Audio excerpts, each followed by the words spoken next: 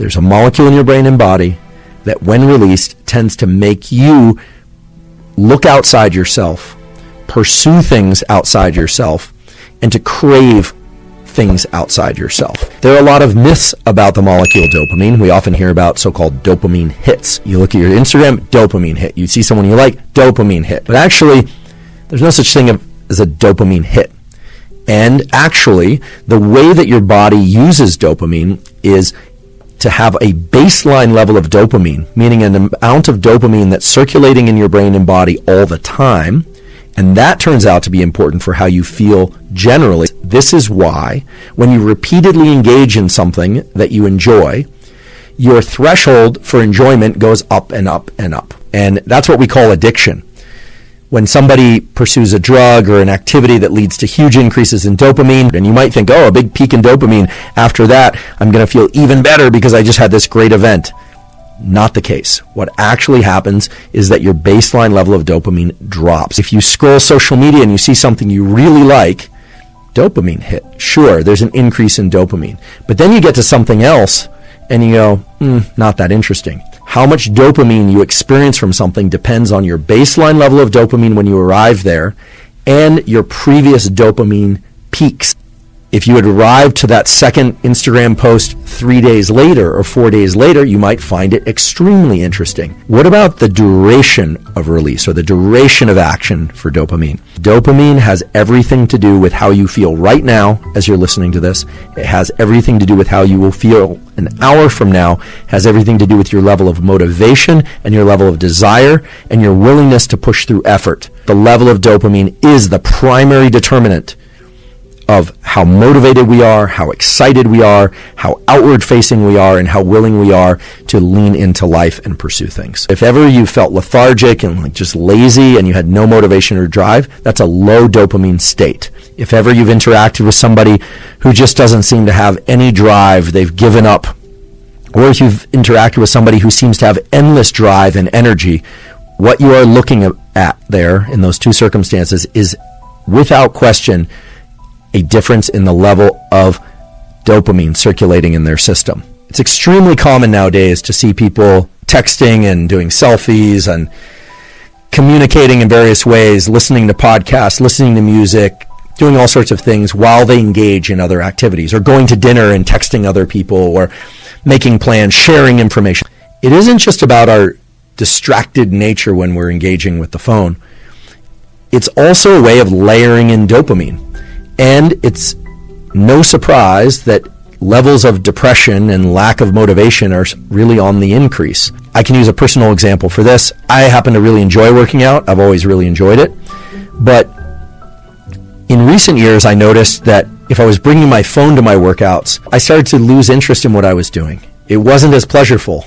As I started learning more about this relationship between the peaks and the baselines and dopamine, what I realized was that some time ago I probably experienced a incredible increase in the amount of dopamine during one of my workouts because I enjoy working out and I enjoy listening to music. Well, those are all wonderful pursuits, but I had layered in too many of them too many times, and then it essentially wasn't working for me anymore. Much in the same way a drug wouldn't work for somebody who takes it repeatedly because their baseline of dopamine is dropping. This is something that I think has been misinterpreted as people can't be alone now. They can't handle just their thoughts. I don't think that's really what's going on. I think what's happened is that we achieved the great dopamine increase that comes from this incredible thing. But then what happens is it doesn't have that same fulfilling aspect to it. And it tends to remove the excitement and the pleasure of the very activities that we are engaged in. Try removing multiple sources of dopamine release, or what used to be multiple sources of dopamine release, from activities that you want to continue to enjoy or that you want to enjoy more. It takes a little bit of working with. I know it can be challenging. In the first week or so of not engaging with the phone during any kind of workout, that actually was really tough.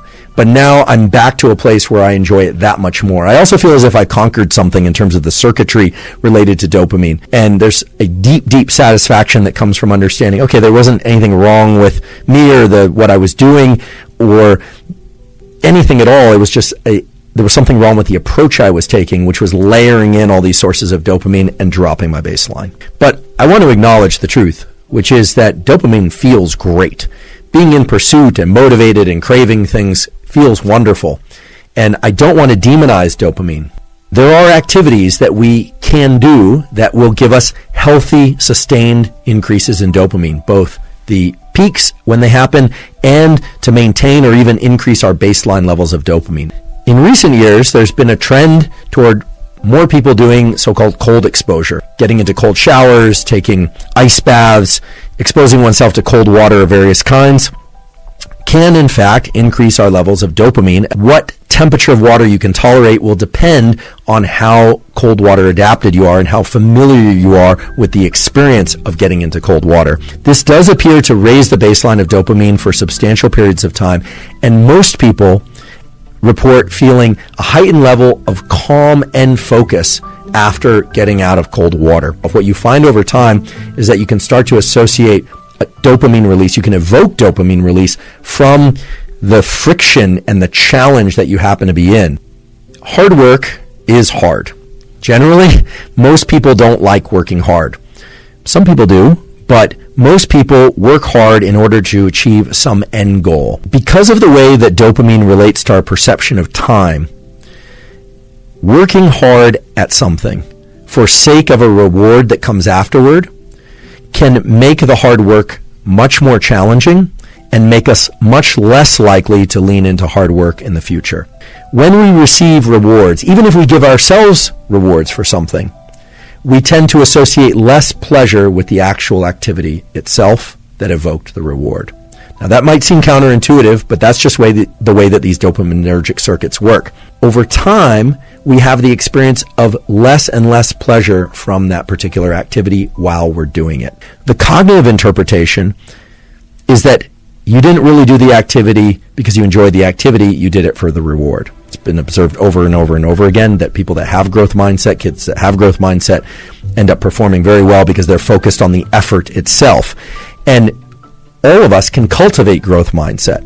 The neural mechanism of cultivating growth mindset involves learning to access the rewards from effort and doing. The dopamine is perhaps one of the most powerful molecules that any of us has inside of us, and the one that we ought to all think very carefully about how we leverage. Even subtle fluctuations in dopamine really shape our perception of life and what we're capable of and how we feel. The dopamine is really stimulating. It tends to increase our levels of alertness. It tends to bring an animal or a human into a state of more alertness, readiness, and desire to pursue things outside the confines of its skin. Dopamine is a currency, and it's the way that you track pleasure. It's the way that you track success. It's the way that you track whether or not you are doing well or doing poorly. How much dopamine is in our system at any one time compared to how much dopamine was in our system a few minutes ago, and how much we remember enjoying a particular experience of the past. That dictates your so-called quality of life and your desire to pursue things.